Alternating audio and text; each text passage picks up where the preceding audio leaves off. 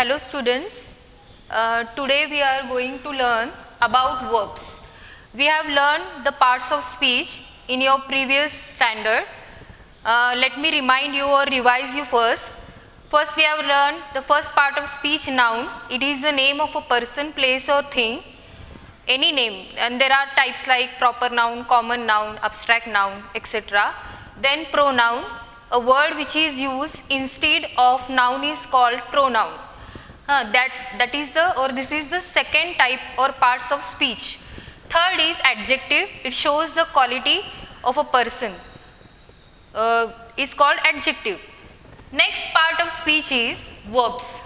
Next part of speech is verbs. So what do you mean by verb? Verb is a main part of a sentence. It is a main part of a sentence. It is also called as the heart of a sentence. As heart is very important in our body, in the same way verbs are also important in English grammar. So what does the verb show? What does the verb show? Verb shows action. There are two main things that it shows. First thing is action. It shows first action. For example, he reads. He reads books regularly. He reads books regularly. Here, which word shows the action? Read. Read is the word which shows action here. So, next example is birds are flying in the sky. Birds are flying in the sky. In this sentence, flying is the action word. Flying is the action word.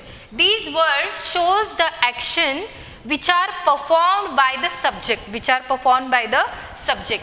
Such action words are called verb. Such action words are called verb.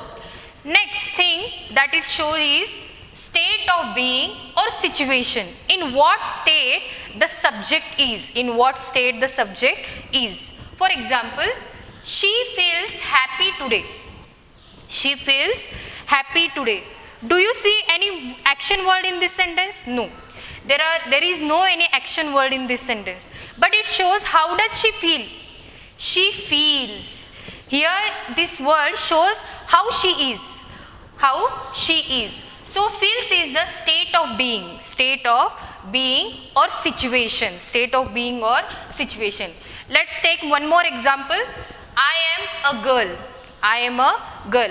In this sentence also there is no any action word. There is no any action word. Does the girl performs any action? No.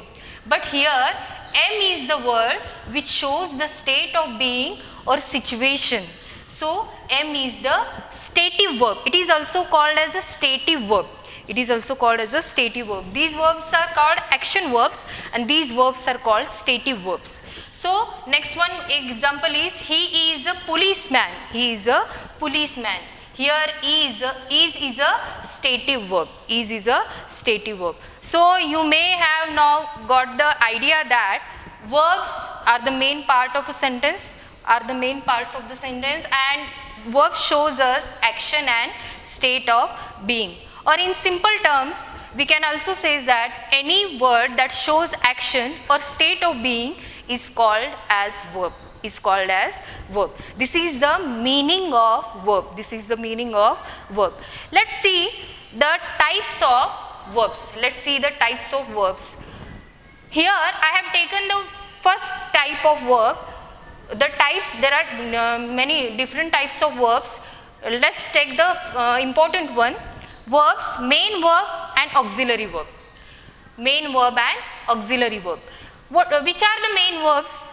Main verbs are those verbs which show action or activity of the subject. Which shows the action or activity of the subject. Or any subject or anything, a person, place or thing that performs any activity is called as main verb. For example, and they can stand alone. They can stand alone means here they give a complete meaning to the sentence without taking help of other verbs. They give complete meaning to the sentence. So therefore it is called as they can stand alone. They can stand alone. Let's see the examples. Read, sleep, eat, etc. These are the main verbs. because there is a action in these words. There is a action in these words. Read. For example, he reads books. We sleep at night. We eat breakfast in the morning. These words gives a complete meaning to the sentence. These verbs give complete meaning to the sentence. Therefore, these verbs are called main verbs. These verbs are called main verbs. Now, the second type is auxiliary verb.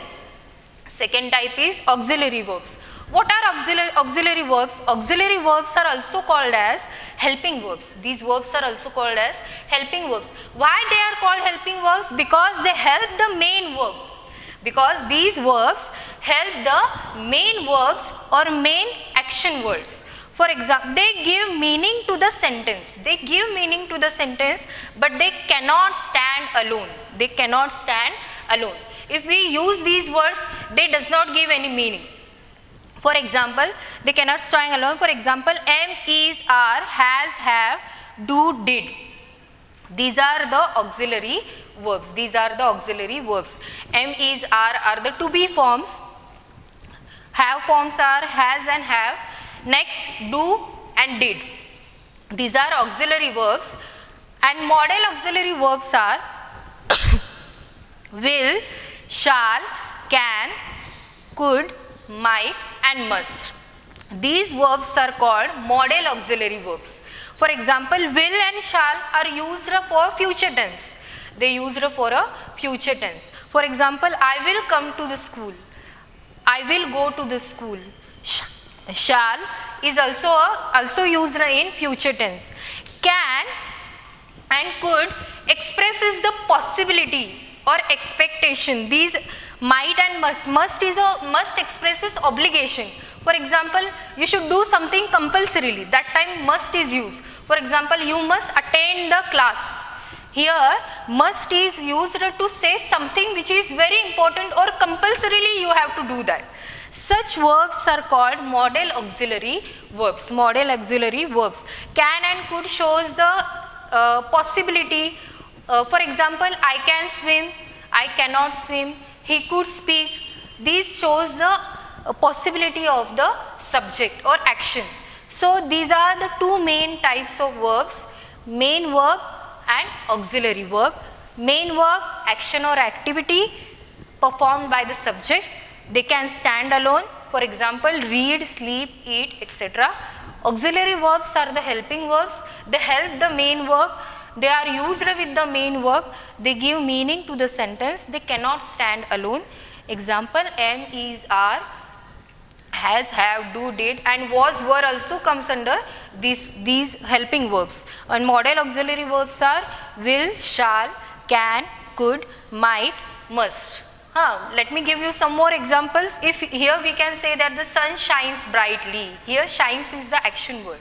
And here he might be in the school. So he might be in the school. It means that there is a possibility that he is in the school. So these are the two types of verbs, meaning and types of verbs.